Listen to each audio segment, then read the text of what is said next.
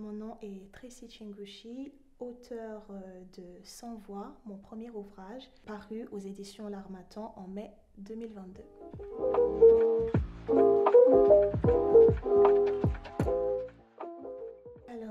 Je suis diplômée en administration d'élections ainsi qu'en droit international, juriste de formation, engagée en politique depuis une dizaine d'années et désormais auteure.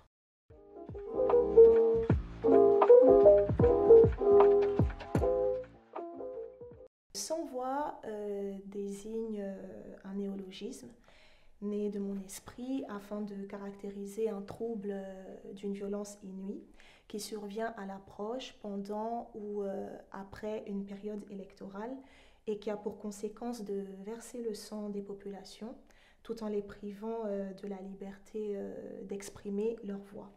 Et je pars du constat que l'élection ne constitue plus le choix du peuple affirmé au moyen d'un vote, mais se transforme en un rendez-vous avec une situation conflictuelle meurtrière. Et ce phénomène cyclique et impétueux frappe systématiquement l'espace géographique, politique de la communauté économique des États d'Afrique de l'Ouest. Sans voix, en fait, c'est proposer un outil de réflexion pour tenter de répondre à la problématique suivante: comment expliquer, puis endiguer et enfin résoudre de manière efficiente les conflits électoraux qui ébranlent les États membres de cette organisation régionale ouest-africaine.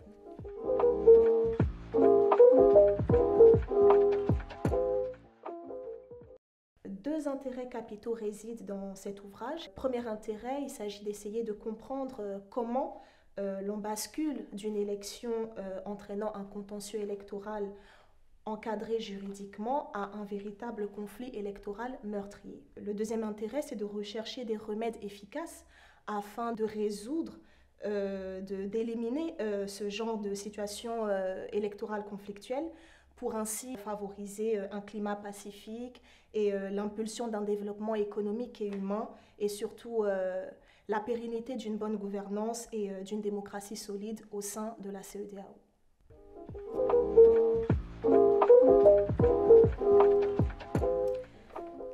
Tout d'abord, cet ouvrage s'adresse à toutes les personnes qui se posent la question de savoir pourquoi, par exemple, dans une zone géographique donnée, il y a des millions d'électeurs qui se rendent aux urnes et qu'il n'y a aucun mort et aucun candidat ne va appeler au soulèvement populaire. Et si un candidat venait à contester les résultats de l'élection, il le ferait par les voies légales.